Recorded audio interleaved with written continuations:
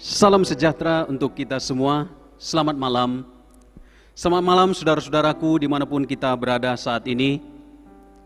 Kita bertemu kembali di dalam ibadah malam Passion keempat Keluarga Besar GMI Distrik 1 Wilayah 2. Mari saudaraku, kita masuk ke dalam ibadah kita.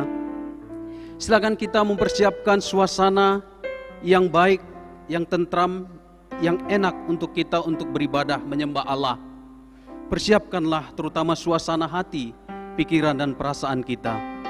Mari saudara-saudara, saya undang untuk mempersiapkan diri kita. Kita bersaat teduh sejenak.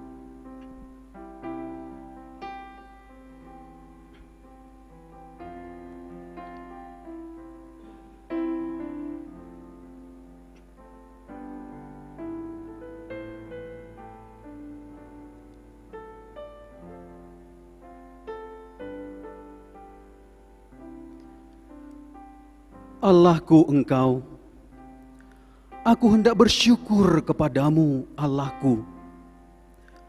Aku hendak meninggikan Engkau. Bersyukurlah kepada Tuhan, sebab Ia baik, bahwasanya untuk selama-lamanya kasih setianya.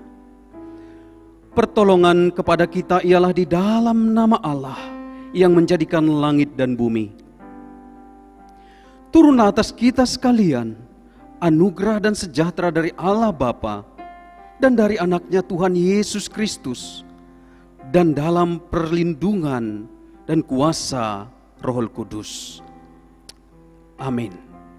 Saudara-saudara, dalam situasi kondisi apapun yang kita alami, baiklah kita merenungkan kebaikan Tuhan, bahwa Allah kita, Yesus yang kita kenang pada masa-masa perjalanan kesengsaraan sampai kepada kayu salib nanti.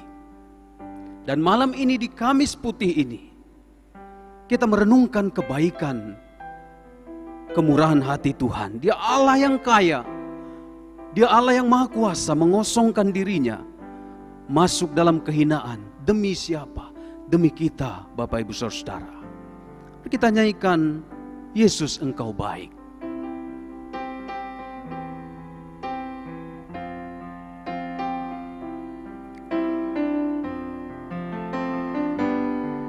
Nyanyikan lagu ini dengan segenap hati, saudara. Kebaikan Tuhan tidak terukur kemalangan ataupun penderitaan kita. Tidak terukur kesuksesan dan kebahagiaan hidup kita. Dia Allah yang baik.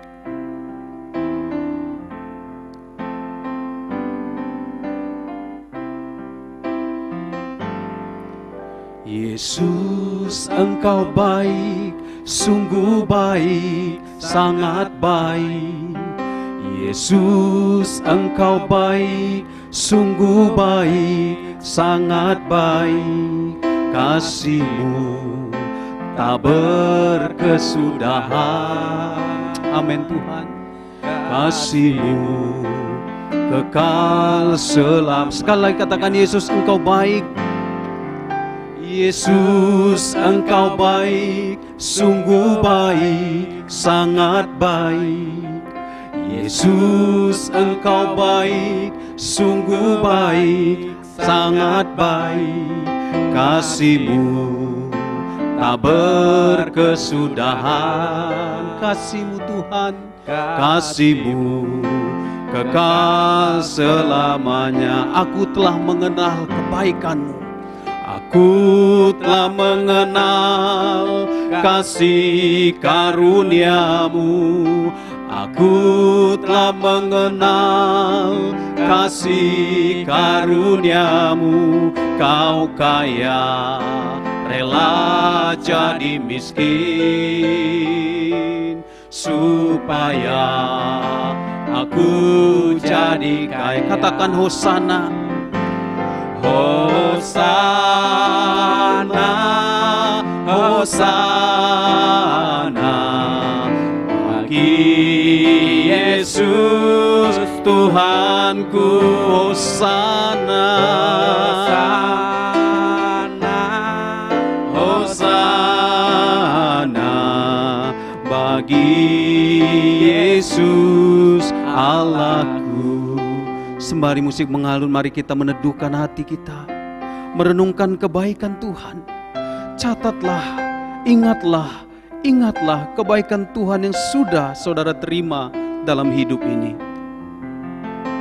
Jangan hanya melihat kesusahan saudara.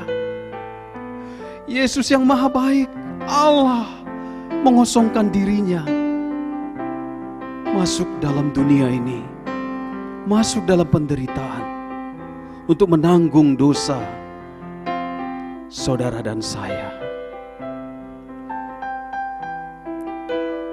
Temukanlah kebaikan Tuhan, pikirkanlah, hayatilah, nikmati dan rasakanlah. Dia Allah yang baik, saudara. Mungkin saat ini kita sedang susah, tapi itu tidak menghapus kebaikan Tuhan. Mari kita katakan lagi, Allah baik. Yesus, Engkau baik, sungguh baik, sangat baik.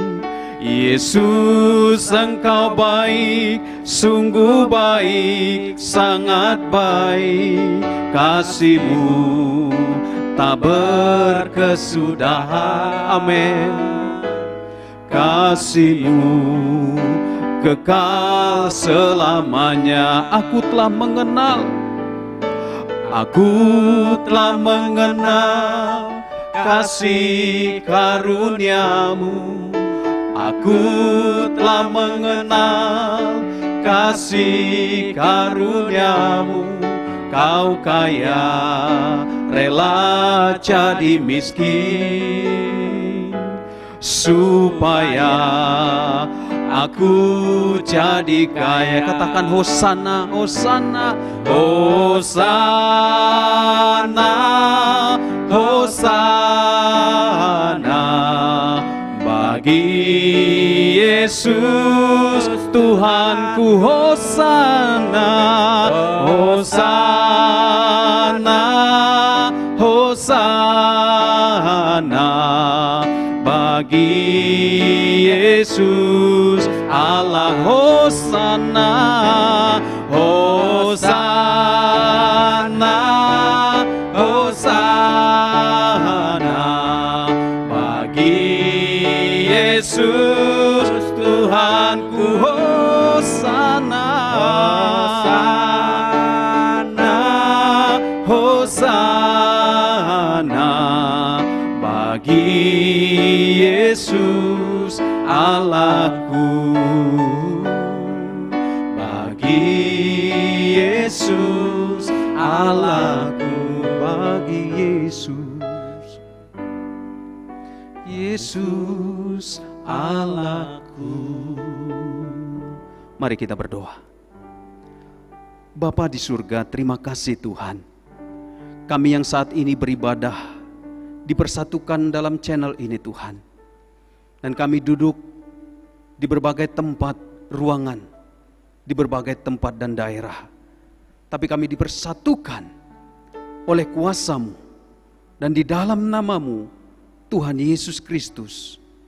Bapa, hari ini kami mau dan sudah memasuki passion yang keempat dalam perjalanan mengenang perjalanan Kristus, menanggung derita sampai pada penyaliban dan kematian.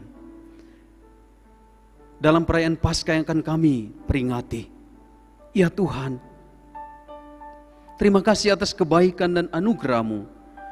Kini kami duduk diam, merenungkan tidak hanya penderitaan kami saja, tidak hanya kondisi negara bahkan dunia kami saja, tetapi kami merenungkan kondisi dunia yang kelam tanpa Tuhan, kondisi dunia yang kelam karena dosa, dan Kristus datang untuk menyelesaikan itu semua.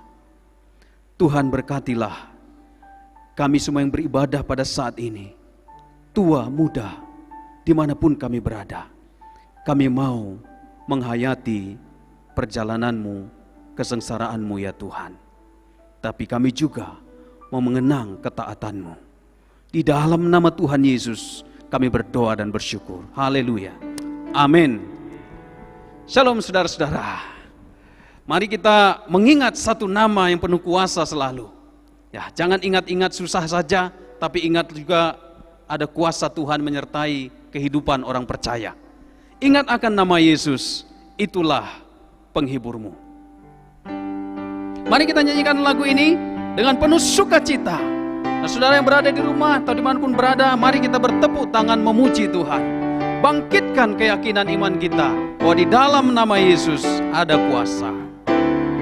Ingat akan nama Yesus, kau yang susah dan sedih.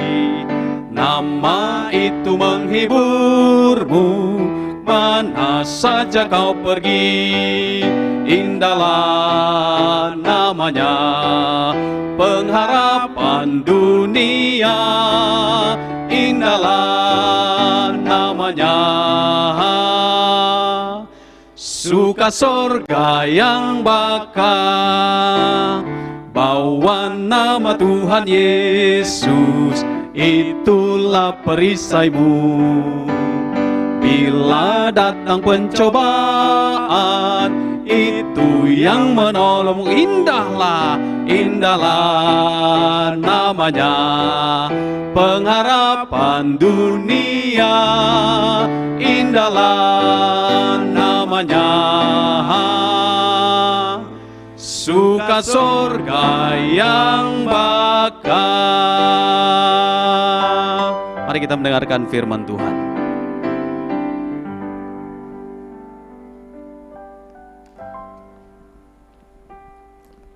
Bapak, Ibu, dan Saudara, sebelum kita membaca firman Tuhan pada malam hari ini, mari kita berdoa. Kita berdoa. Bapa di sorga, Bapa yang maha baik, kami bersyukur buat anugerah Tuhan yang begitu besar kepada kami. Di tengah-tengah situasi yang kami hadapi pada saat ini, kami bersyukur kepada Tuhan, oleh karena Tuhan masih menganugerahkan waktu kesempatan kepada kami untuk beribadah kepada Tuhan, beribadah bersama dengan keluarga kami, bersama dengan sahabat kami, sekalipun tidak seperti biasanya. Di malam Pasion seperti ini, kami datang di rumah Tuhan bersama dengan umat Tuhan. Kami beribadah secara komunal. Tetapi sekarang Tuhan, inilah situasi yang Tuhan anugerahkan bagi kami. Kami beribadah bersama dengan keluarga. Kami bersyukur karena Tuhan hadir di mana kami beribadah pada saat ini. Karena firman-Mu berkata di mana 2-3 orang berkumpul, Tuhan hadir di sana. Kami percaya Tuhan hadir saat ini di tengah-tengah kami, di dalam keluarga kami. Tuhan akan berbicara kepada kami pada malam hari ini. Kami siapkan hati kami. Biarlah Tuhan penuhi hati kami dengan firman-Mu. Roh Allah, Roh Kudus, tolong kami. Supaya kami boleh betul-betul konsentrasi kepada pemberitaan firman Allah. Terima kasih untuk semua anugerah Tuhan. Kami buka hati kami mau membaca firman Tuhan. Inilah seru dan doa kami. Di dalam nama Tuhan Yesus Kristus kami berdoa mengucap syukur. Haleluya. Bersama kita katakan amin. Mari kita membuka Alkitab kita dari Matius pasal yang ke-26 ayat 36 sampai 46.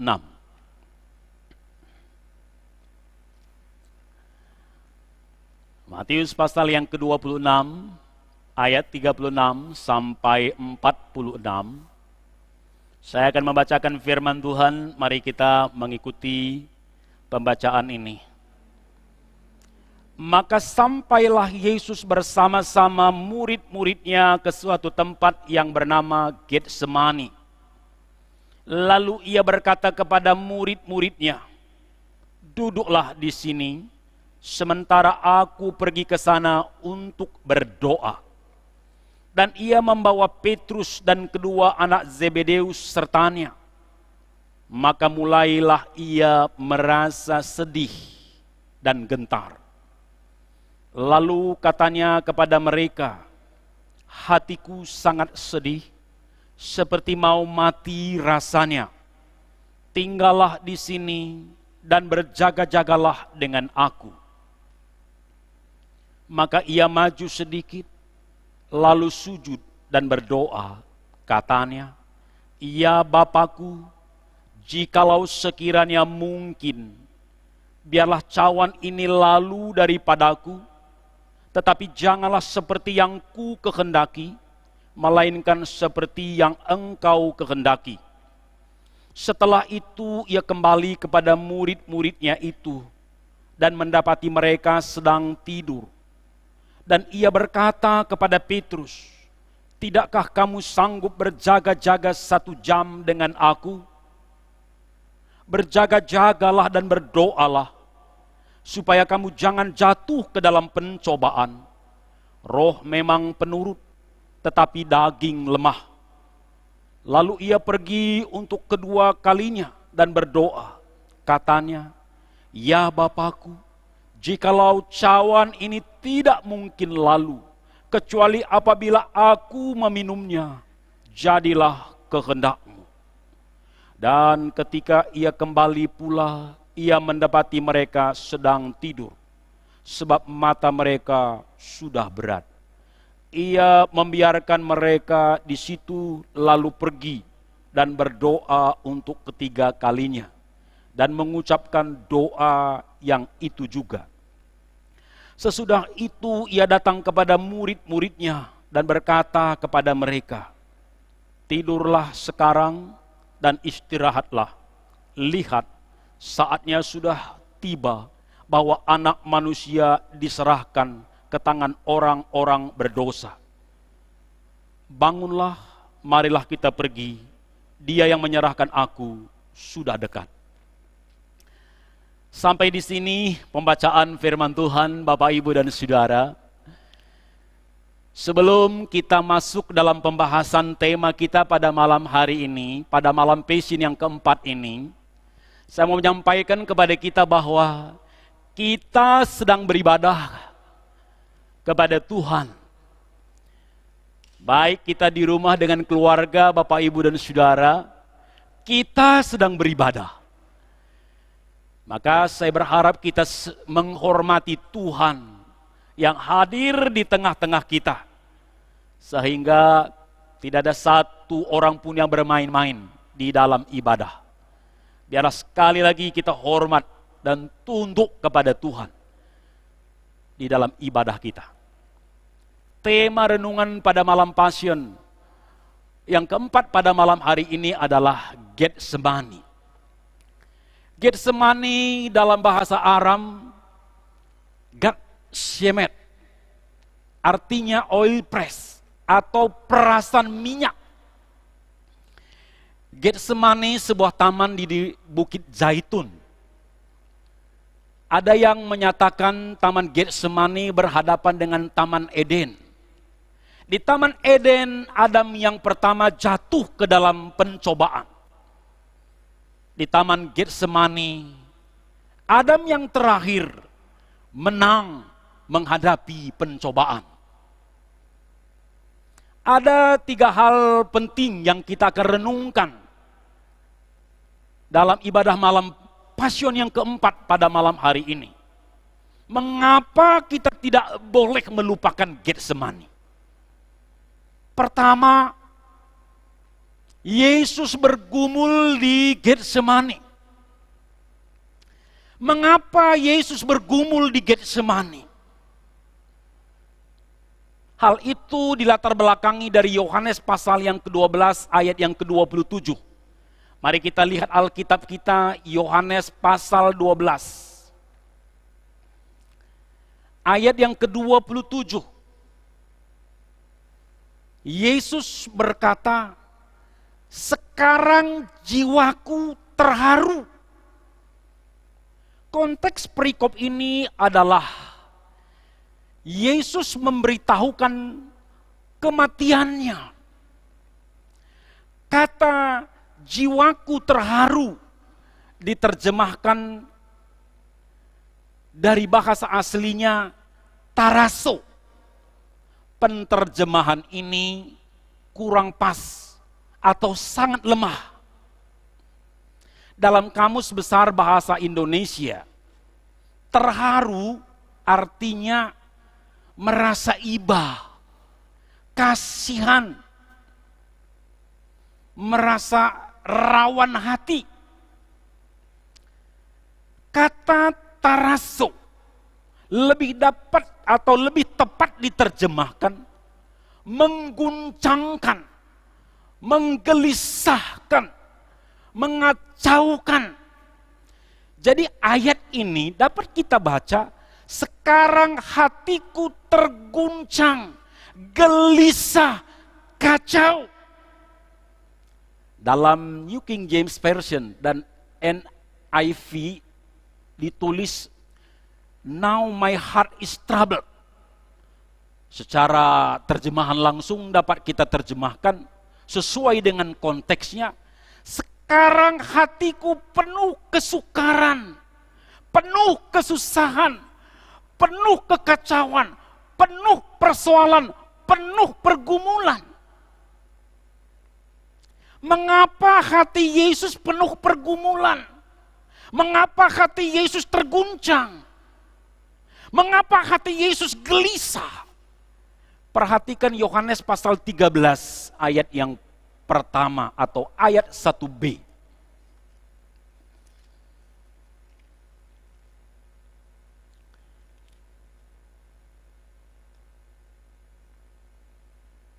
Di dalam Yohanes 13 ayat 1b dikatakan, sementara itu sebelum hari raya Paskah mulai, Yesus sudah tahu, garis bawahi kata Yesus sudah tahu, bahwa saatnya sudah tiba untuk beralih kepada Bapa.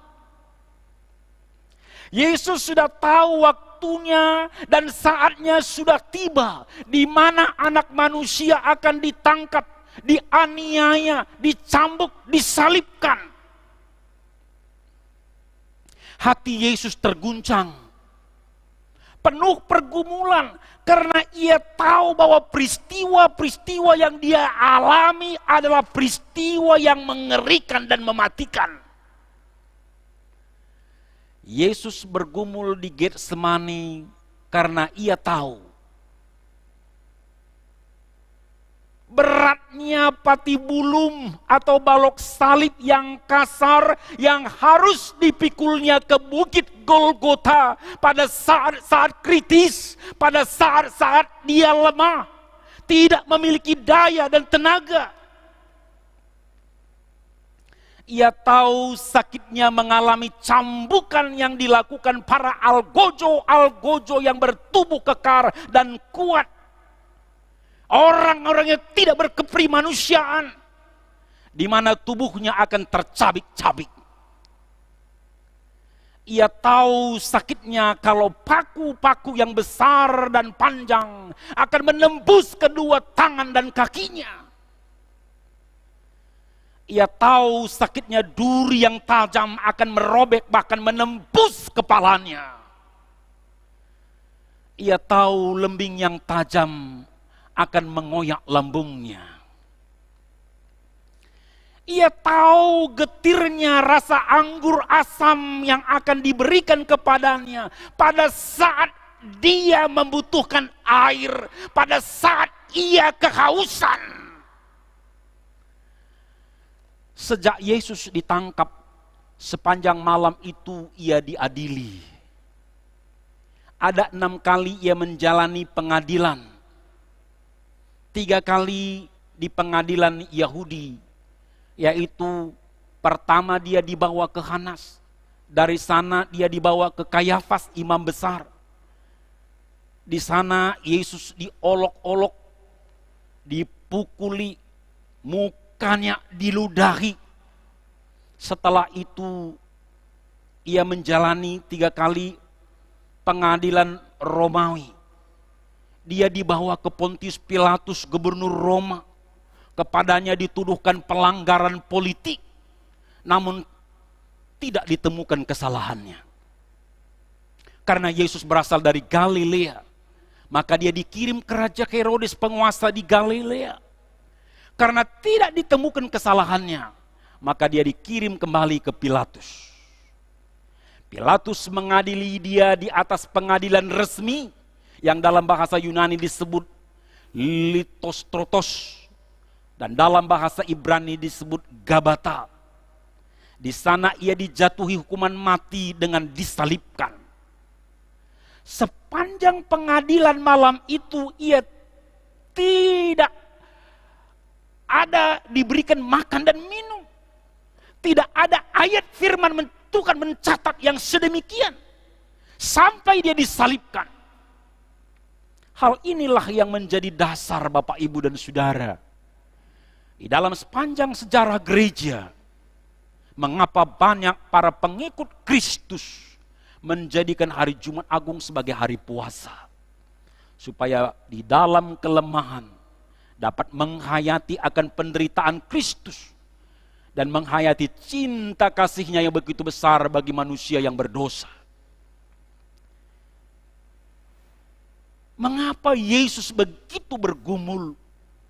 Karena ia tahu betapa hinanya mati di atas kayu salib. Karena orang-orang yang mati di atas kayu salib adalah para penjahat besar.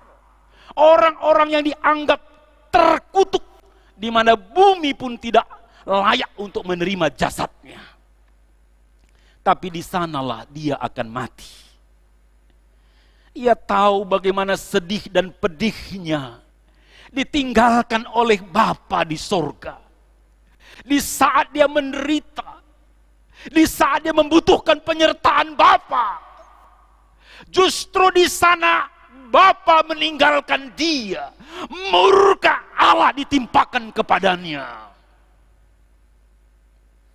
Maka dalam perkataan yang keempat di atas kayu salib, Yesus berseru dengan nyaring, Eli, Eli lama sabachthani, Allahku, Allahku, mengapa engkau meninggalkan aku?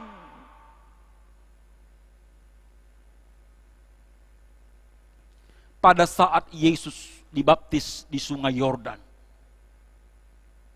Bapa berkata, inilah anakku yang kukasihi, kepadanyalah aku berkenan. Tapi di atas kayu salib, justru Bapa meninggalkan dia. Sekali lagi, di saat dia butuh pendampingan Bapa, butuh pertolongan, tetapi justru Bapa meninggalkan dia. Mengetahui semua deretan peristiwa yang mengerikan inilah yang membuat kemanusiaan Yesus sungguh-sungguh bergumul di Taman Getsemani. Bapak, Ibu, dan Saudara, saya tidak tahu beban dan pergumulan kita masing-masing. Dampak virus corona bisa jadi mendatangkan masalah, mendatangkan kerugian bagi usaha kita. Banyak karyawan yang harus dirumahkan. Sementara ada kredit bank yang sudah jatuh tempo. Di sisi lain, pemasukan kita tidak ada.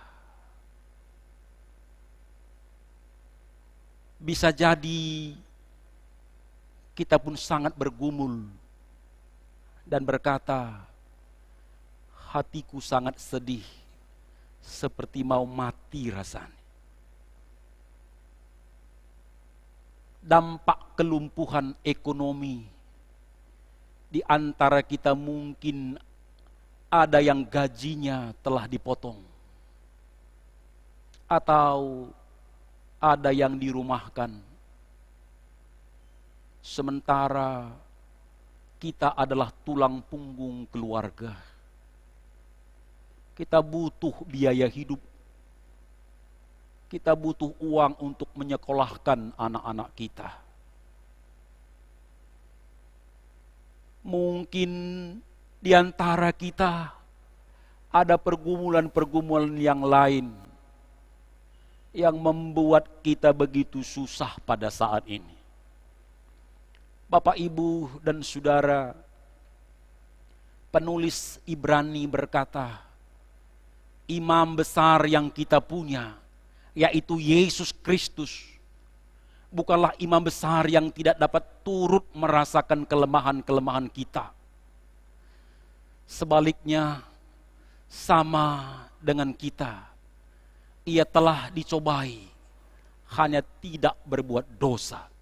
Ibrani pasal 4 ayat yang ke-15. Yesus mengerti pergumulan kita. Jangan sempat hilang pengharapan. Jangan ambil jalan pintas. Tetaplah tegar di masa sukar. Tidak selamanya kita berada dalam kesusahan ini. Ingat senantiasa, rancangannya bagi kita adalah rancangan damai sejahtera, bukan rancangan kecelakaan. Tetaplah berpengharapan. Mari kita mengikuti teladan Yesus untuk menghadapi setiap masalah dan pergumulan, supaya kita menemukan jalan keluarnya. Dan itulah yang akan kita bahas pada poin yang kedua. Yesus berdoa di Getsemani. Dalam Injil Lukas pasal yang ke-22 ayat ke-44. Mari kita lihat Alkitab kita. Injil Lukas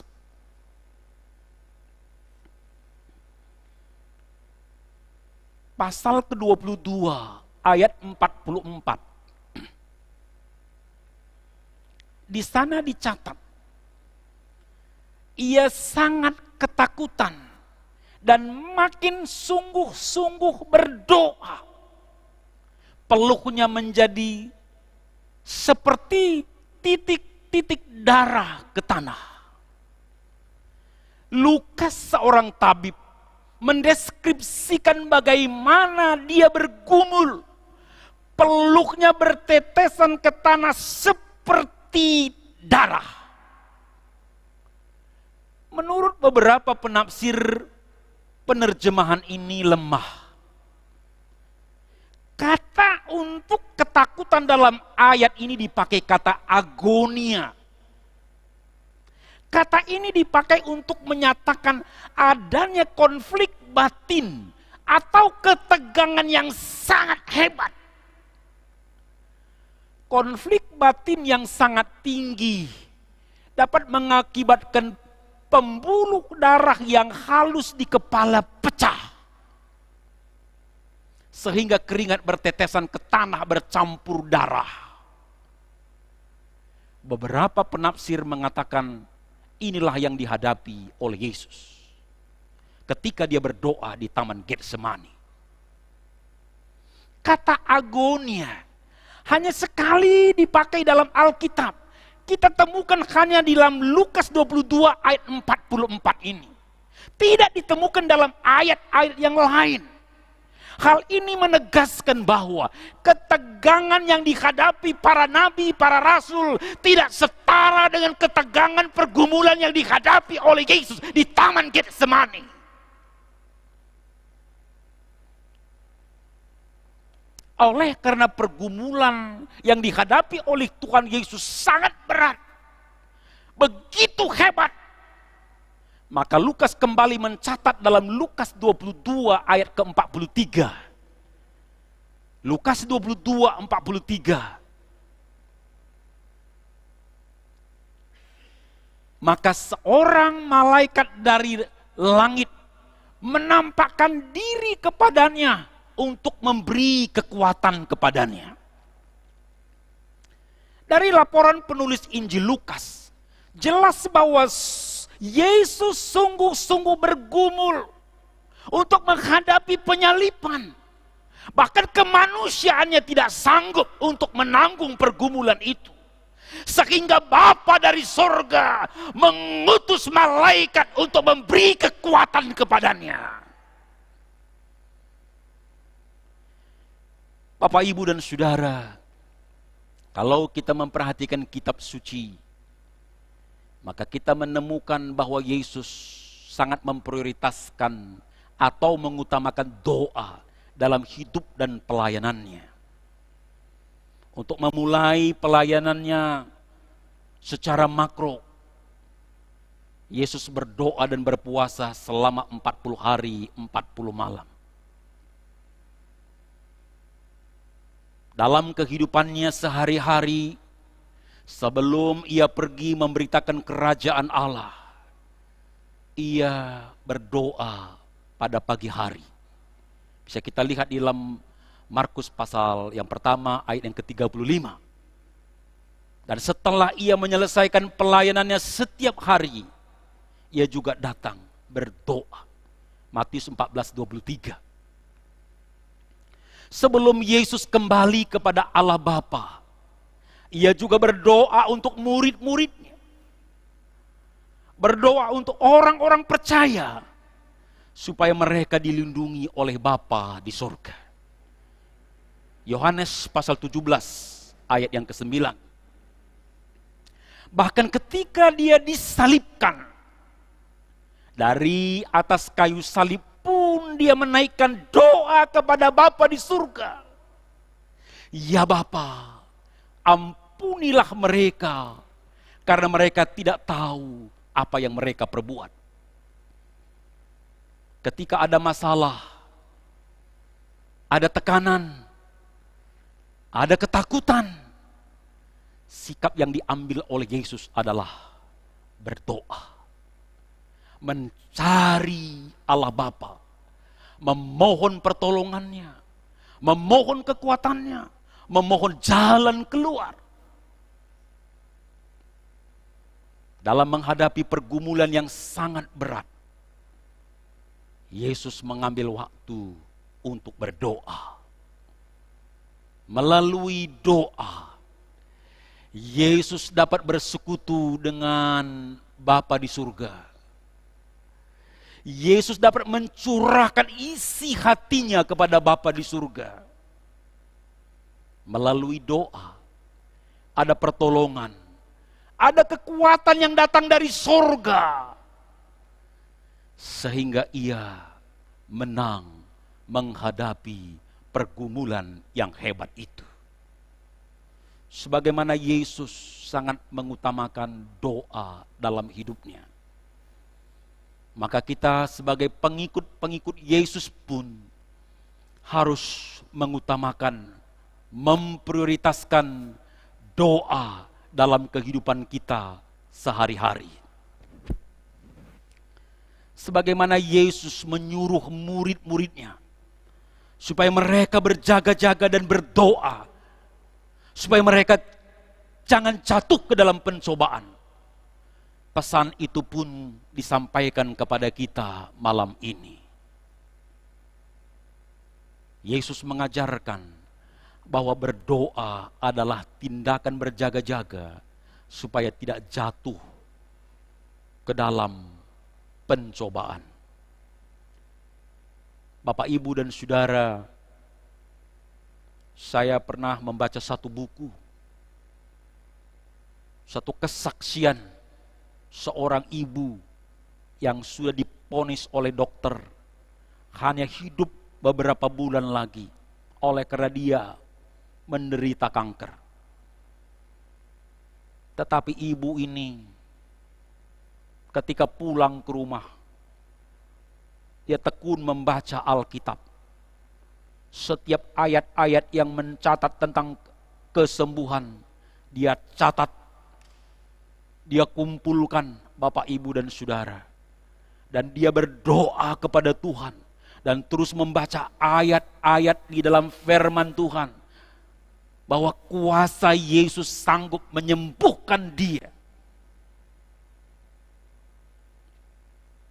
Itu terus dia lakukan setiap pagi. Dia bangun seperti biasa. Seperti bukan orang yang kena kanker. Dia terus datang kepada Tuhan di dalam doanya.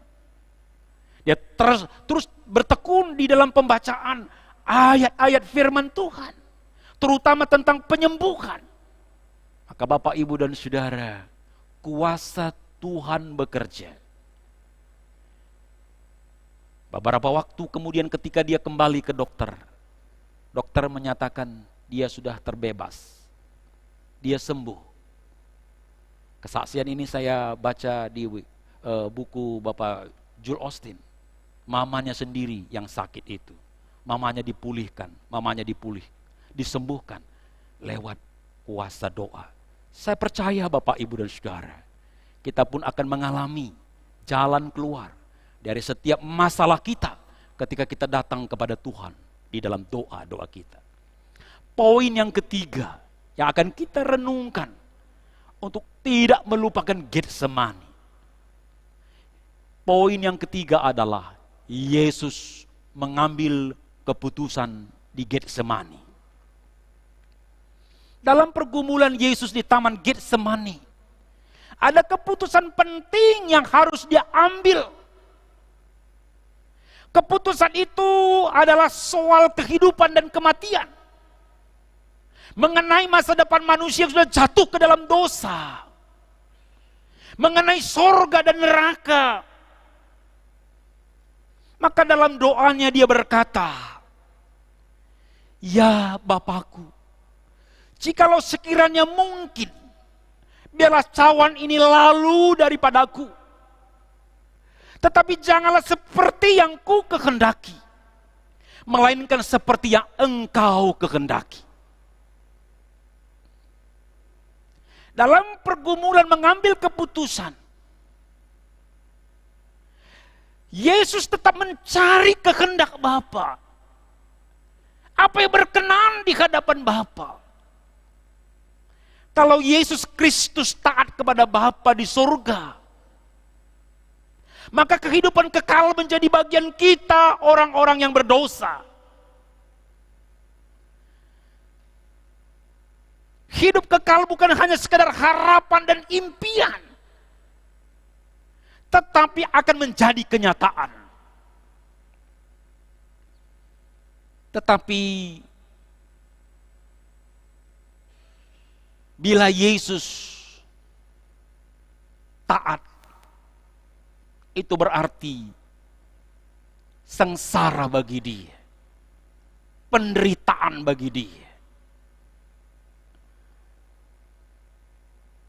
Kalau Yesus tidak taat, dia tidak akan mengalami pergumulan, penyalipan. Tetapi kita akan binasa di dalam kekekalan oleh karena dosa kita. Karena itulah konsekuensi daripada kejatuhan manusia ke dalam dosa. Firman Tuhan berkata, upah dosa adalah maut. Roma 3:23. Untuk menggumuli keputusan yang sangat penting ini, Yesus berdoa 3 kali di dalam kegelapan. Dia betul-betul bergumul mencari kehendak Bapa. Apakah taat kepada Bapa? Apakah mentaati roh atau taat kepada daging? Ini satu pergumulan. Ketika dia menyelesaikan doa atau babak doa yang pertama, dia kembali kepada murid-muridnya. Ia mendapati murid-muridnya tertidur. Yesus berkata kepada mereka, "Tidakkah kamu sanggup berjaga-jaga 1 jam dengan aku?" Dari sini banyak penafsir mengatakan bahwa Yesus berdoa di Taman Getsemani sampai 3 jam. Karena pertama dia berdoa, diperhitungkan 1 jam, dia kembali lagi, dia lihat murid-murid tertidur, dia kembali sampai 3 jam. 3 kali, itu diperhitungkan sampai 3 jam.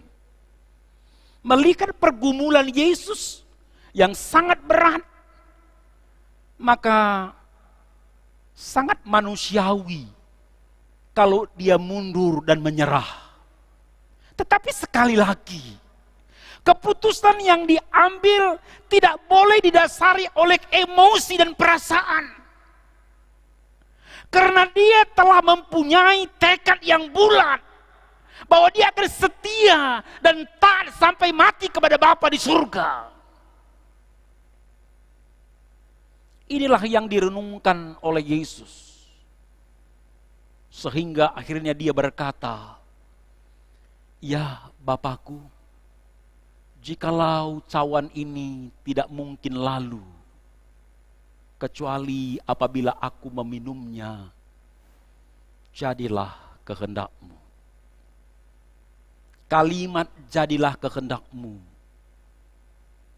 sangat membahagiakan kita, tetapi sangat menyengsarakan Yesus.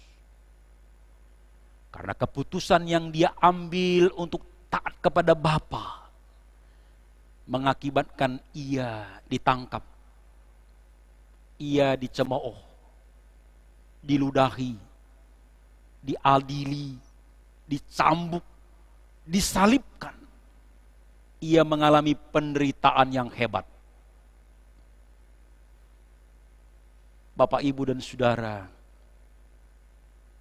hal yang dapat kita pelajari dari perenungan ini dalam mengambil keputusan,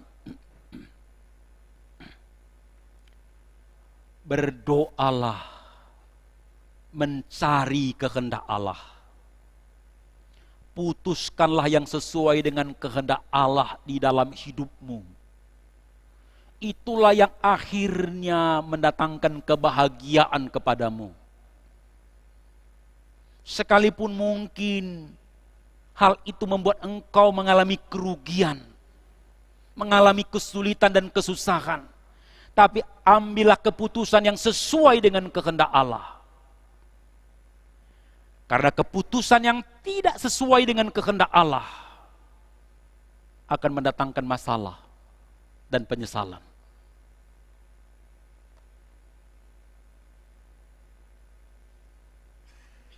Bapak, Ibu, dan Saudara, yang membuat Yesus tergantung di atas kayu salib dan menyerahkan nyawanya di atas kayu salib bukanlah paku besar dan panjang, tetapi kasihnya yang besar kepada saya dan kepada Bapak Ibu, kepada kita semua, kepada seluruh manusia yang sudah berdosa. Sebagaimana Yesus taat kepada kehendak Bapa, sekalipun ada penderitaan, marilah kita juga belajar taat kepada Allah dalam perjalanan hidup kita. Sekalipun mungkin ketika kita menjalani jalannya Tuhan, berjalan dalam kehendak Tuhan, ada banyak pergumulan, kita menghadapi masalah, tapi akhirnya itulah yang akan mendatangkan kebahagiaan bagi kita. Bapak, Ibu, dan Saudara, mari kita berdiam diri sejenak di hadapan Tuhan, mari kita menundukkan kepala. Ambil sikap berdoa. Berdiam dirilah di hadapan Tuhan, di tempat kita masing-masing, di rumah kita. Ambillah sikap berdoa, berdiam dirilah di hadapan Tuhan.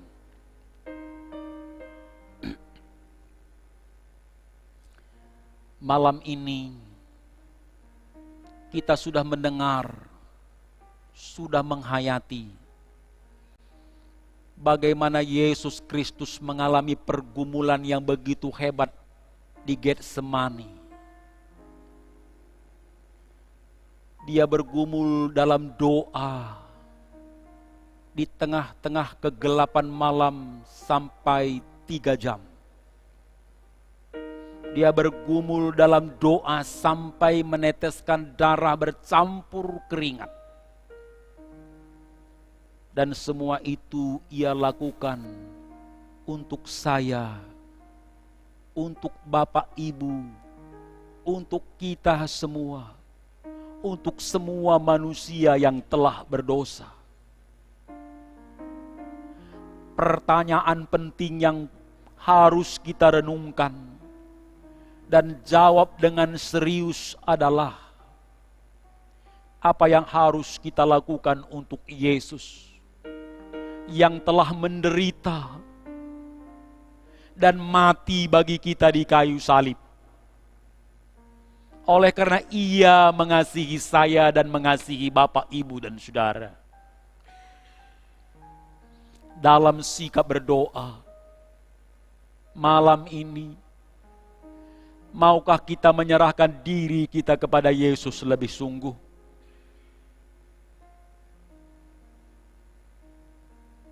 Maukah kita memperbaharui komitmen kita? Memperbaharui janji bahwa kita lebih sungguh-sungguh mengasihi Tuhan Yesus, mengikut Dia dengan setia, melayani Dia lebih tekun sesuai dengan panggilan kita, sesuai dengan profesi kita, sesuai dengan talenta dan karunia yang Tuhan sudah anugerahkan.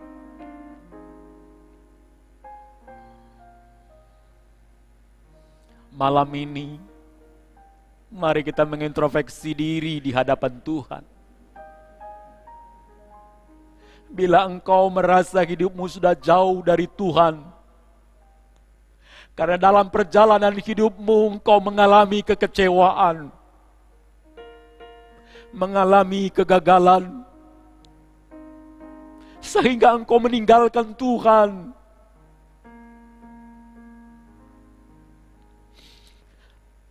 Malam ini, ingat, Yesus mengasihimu. Kembalilah kepada Yesus.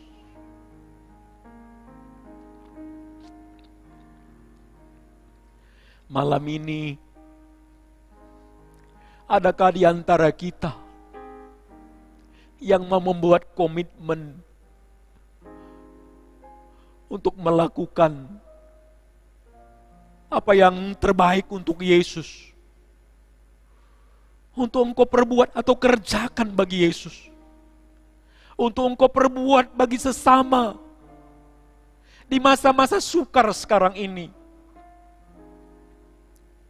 Adakah di antara kita yang mau membuat komitmennya untuk engkau melakukan sesuatu bagi gereja, bagi para hamba Tuhan, bagi orang-orang miskin, bagi orang-orang yang membutuhkan pertolongan, sebagai aplikasi hidup mengasihi Yesus?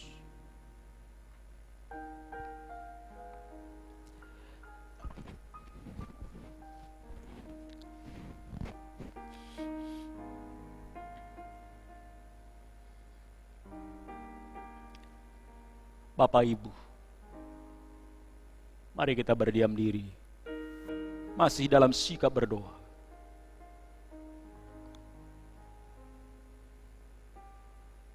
Saya sekaligus mengajak rekan-rekan hamba Tuhan berdoa bagi orang-orang yang menyerahkan diri kepada Tuhan. Orang-orang yang memperbaharui komitmennya untuk setia mengikut Tuhan, melayani Tuhan. Dan orang-orang yang membuat komitmen baru di hadapan Tuhan, supaya kasih karunia memampukan mereka melakukan komitmen. Rekan-rekan hamba Tuhan semua, mari kita doakan ketiga topik doa ini. Kita berdoa. Bapa, di dalam nama Yesus Kristus, kami berdoa pada saat ini untuk orang-orang yang menyerahkan diri kepada Tuhan, dimanapun mereka berada. Hamba berdoa supaya Tuhan tolong mereka, supaya mereka terus bertumbuh di dalam Tuhan, supaya mereka menyerahkan diri sungguh-sungguh kepada Tuhan, dan supaya Tuhan pakai mereka. Pakai mereka Tuhan menjadi alat-Mu sesuai dengan rencana dan kehendak-Mu. Hamba berdoa pada saat ini untuk orang-orang yang memperbaharui komitmennya. Engkau yang paling tahu Tuhan, Engkau Maha Hadir. Di mana anak-anak-Mu yang ikut dalam ibadah malam pesin yang keempat ini, Engkau hadir dalam hidup mereka. Engkau ada di tengah-tengah mereka. Hamba berdoa supaya Tuhan tolong mereka, supaya setia mengikut Tuhan, melayani Tuhan. Setiap komitmen yang diperbaharui, mampukan mereka untuk melakukannya. Bapa, dalam nama Yesus, di antara kami hari ini, ada yang sudah membuat komitmen baru untuk lebih sungguh-sungguh mengasihi Tuhan, untuk melakukan sesuatu yang terbaik untuk gereja, untuk hamba Tuhan, untuk orang-orang miskin, orang-orang yang membutuhkan pertolongan. Kami mau berbagi kasih sebagai bentuk kepedulian kami, dan sebagai bentuk kami mengasihi Tuhan Yesus dalam kehidupan kami. Tuhan, tolonglah mereka. Kasih karunia-Mu memampukannya. Bapa, di dalam nama Yesus, Tuhan tolong. Bapak, Ibu, dan Saudara, dimanapun Anda berada pada saat ini,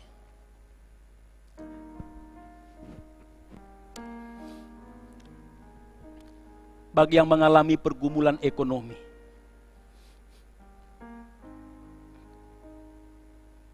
sakit penyakit, atau masalah apapun juga yang Bapak Ibu sedang alami pada saat ini, mari angkat tanganmu. Mari angkat tanganmu. Berdoa, berseru kepada Tuhan. Kami para hamba Tuhan mau berdoa bagi Bapak, Ibu, dan Saudara semua. Mari kita satukan hati dan iman kita. Kita berdoa. Bapa, kami berdoa buat anak-anak-Mu yang sedang mengangkat tangan di hadapan-Mu, sebagai tanda penyerahan diri mereka kepada Tuhan, bahwa mereka tidak mampu menghadapi pergumulan persoalan yang sedang menimpa mereka. Kami mengangkat tangan kami berseru memanggil nama-Mu. Di dalam nama Tuhan Yesus Kristus terbukalah jalan bagi mereka. Mereka yang sakit, ulurkan tangan-Mu bagi mereka. Jamah dan sembuhkan mereka. Mereka yang mengalami pergumulan ekonomi, Tuhan buka jalan bagi mereka. Mereka yang mengalami masalah dalam keluarga, dalam pernikahan, Tuhan lawat mereka, pulihkan pernikahan mereka. Kami mohon di dalam nama Yesus. Kami berdoa untuk anak-anak yang mengalami pergumulan dalam usaha mereka, pekerjaan mereka. Hamba berdoa pada saat ini untuk orang-orang yang dirumahkan, mereka yang terkena PHK oleh karena situasi pada saat ini, mengalami masalah ekonomi, biaya hidup. Sekali lagi hamba berdoa dalam nama Yesus, beri pertolongan-Mu, beri anugerah-Mu bagi mereka. Dan hamba berdoa untuk seluruh anak-anak-Mu yang ikut dalam ibadah ini dimanapun berada, baik di Palembang, di luar kota Palembang. Hamba berdoa dalam nama Yesus, Tuhan jaga mereka, lindungi mereka, tidak terpapar dengan virus corona. Hamba berdoa di dalam nama Yesus, jagakan anak-anak-Mu dimanapun mereka berada. Tuhan, perlindungan kami hanya ada di dalam Tuhan, dan kami akan merasakan pertolongan Tuhan. Bapa, tolong semua anak-anak-Mu supaya kami mengambil langkah iman.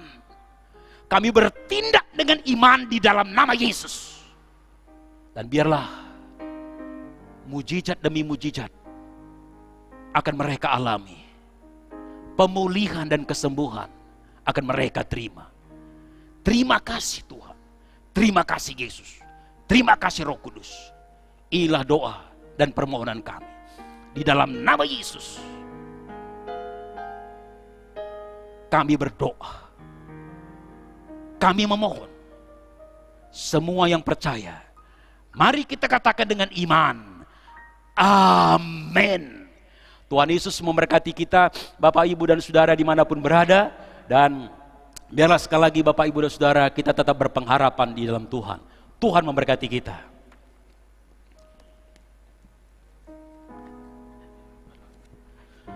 Haleluya. Mari Bapak Ibu Saudara-saudara kita responi firman Tuhan dan kita mengumpulkan persembahan Mari siapkan persembahan Bapak Ibu Saudara.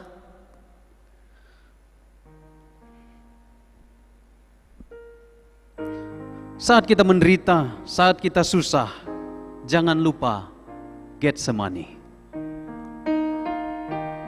Mari kita nyanyikan lagu ini.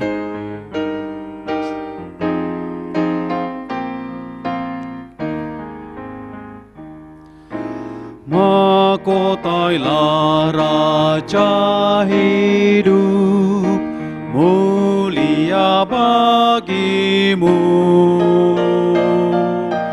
Ingat mahkota durimu, pimpin ke Kalvari. Jangan lupa Getsemani, jangan lupa sengsaranya,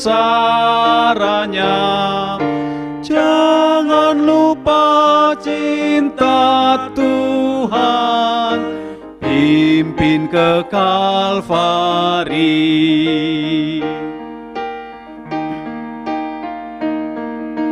Mohon ku dimengertikan, kau mati bagiku.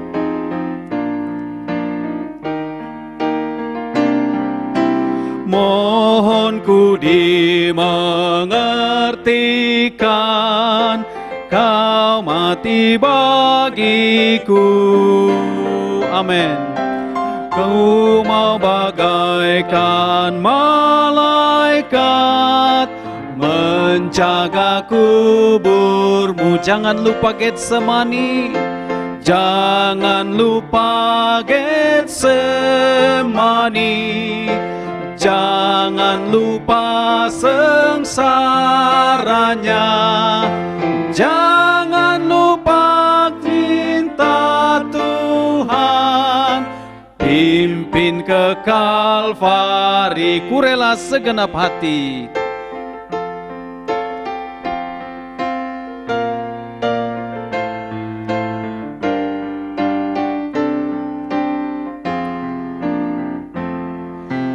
Ku rela segenap hati memikul salibmu.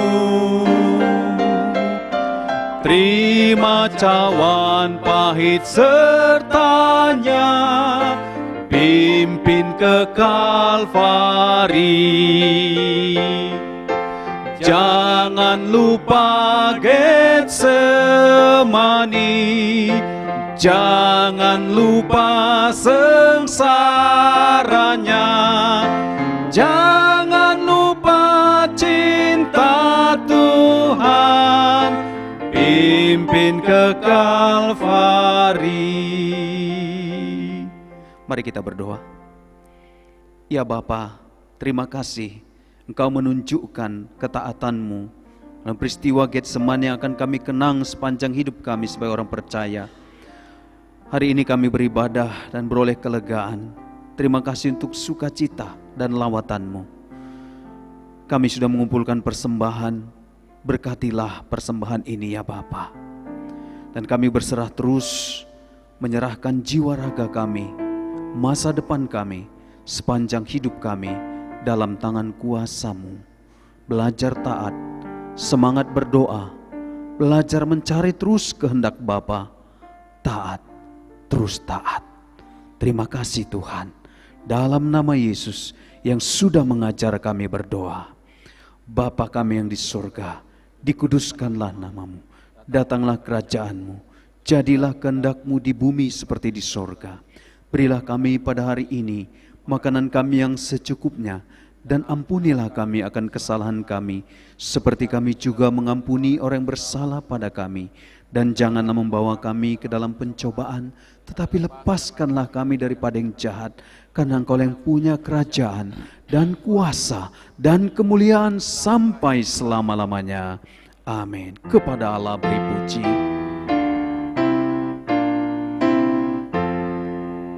Kepada Allah beri puji, serta kepada Al-Masih, Rohul Kudus Yesus muliakan, berkuasa dan berkasihan. Amin. Bapak, Ibu, dan Saudara, marilah kita arahkan hati dan pikiran kita kepada Tuhan. Terimalah firman dan berkat yang datang daripada Tuhan untuk menguatkan dan menghiburkan hatimu. Umatku yang atasnya namaku disebut, merendahkan diri, berdoa dan mencari wajahku, lalu berbalik dari jalan-jalannya yang jahat, maka aku akan mendengar dari sorga dan mengampuni dosa mereka, serta memulihkan negeri mereka. Terimalah berkat Tuhan. Anugerah dari Tuhan kita Yesus Kristus, pengasihan dari Allah Bapa, persekutuan dengan Roh Kudus, itulah yang menguatkan, menghiburkan, serta memberkati kamu sekalian. Berkat itulah yang turun bagi keluargamu, memberkati suami, istri, anak-anakmu, memberkati usaha dan pekerjaanmu, memberkati pendidikanmu, memberkati masa depanmu, hari ini, besok, lusa, sampai Kristus datang kedua kali. Amin. Amin. Amin. Amin.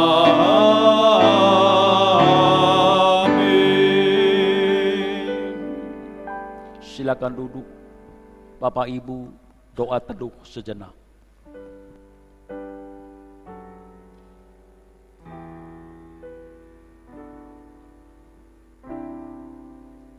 Bapak, Ibu, dan Saudara, besok pagi kita akan masuk ke dalam ibadah Jumat Agung. Pada link yang sama, pada pukul 19.30. 9.30. Pada pukul 9.30 pagi. Mohon kita mempersiapkan diri, mempersiapkan hati kita untuk masuk dalam ibadah Jumat Agung.